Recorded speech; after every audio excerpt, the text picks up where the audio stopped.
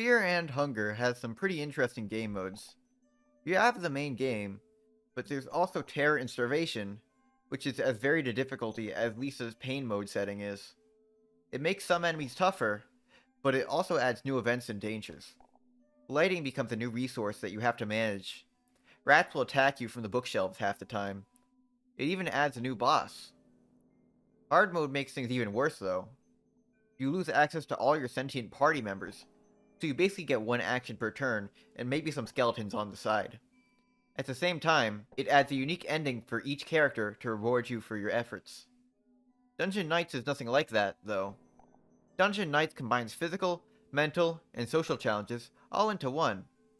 A new map, different starting abilities, shops, puzzles, even basic necromancy can be different.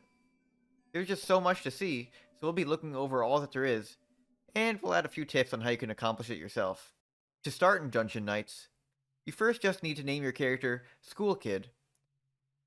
You'll get some warnings about the difficulty, but before long, you'll get to experience Dungeon Knights. A dark and moist high school that looms deep in the shadows.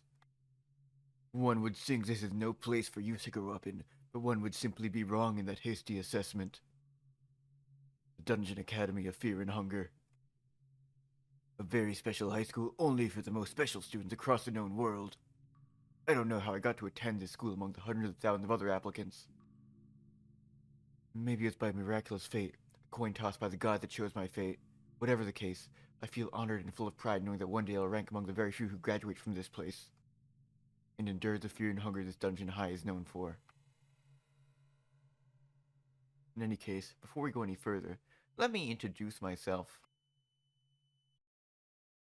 I'm Kahara of the South. Pleased to meet you. The thing is, I'm really in a world of trouble. The Academy is going to have its annual Harvest Festival soon. And with the festival, there's also going to be a prom.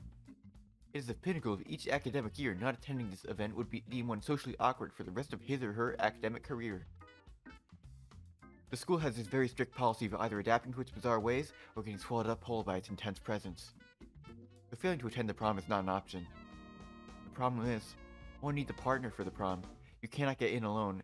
In order to get a partner, you actually have to get other people to like you. It really is a modern version of the chivalrous battles the knights of the olden times had with dragons and other ancient deities. The ultimate social challenge where the stakes are the highest. But I cannot let this menacing threat scare me. I need to step up and look into the empty eye sockets of death myself. I have 5 days to get a date for the prom. Wish me good luck.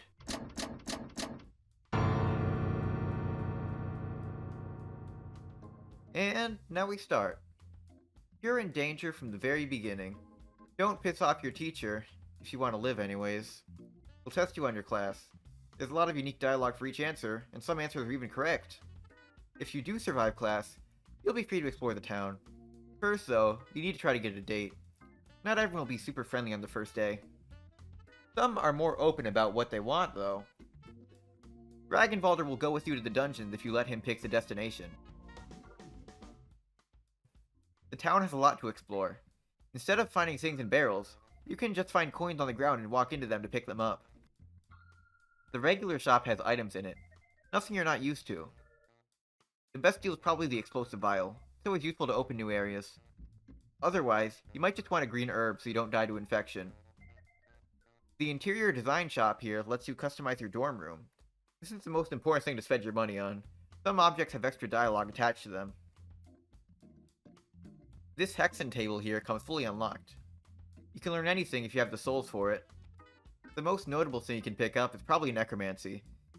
If you can find skeletons or ghouls, it's the only way you'll get permanent party members in this game mode. The armory sells weapons and armor. Pretty simple. But without other party members, it's much better to avoid fights. There's the school mascot, Moonless, and then there's your dorm. It's like a predecessor to Termina. Sleeping here is how you save, but it also progresses the story. Let's go outside first. Once a day you can explore a floor of the dungeon, but it can be pretty tough on your own. We'll be going with Ragnvalder for safety.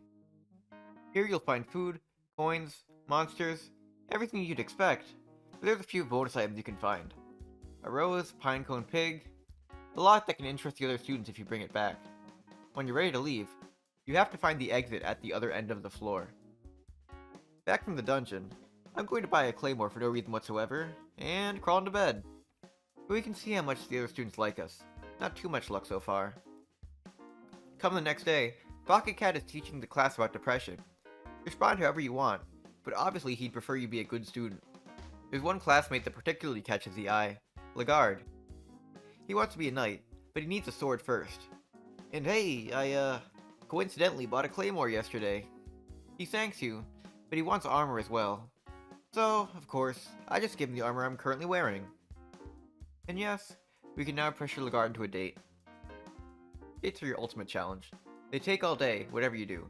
You can go target shooting in the caverns, play hide and seek in the blood pits, or solve puzzles in Mahabra. Target shooting is pretty simple. You get to shoot a bunch of cave gnomes with fake arrows on a timer.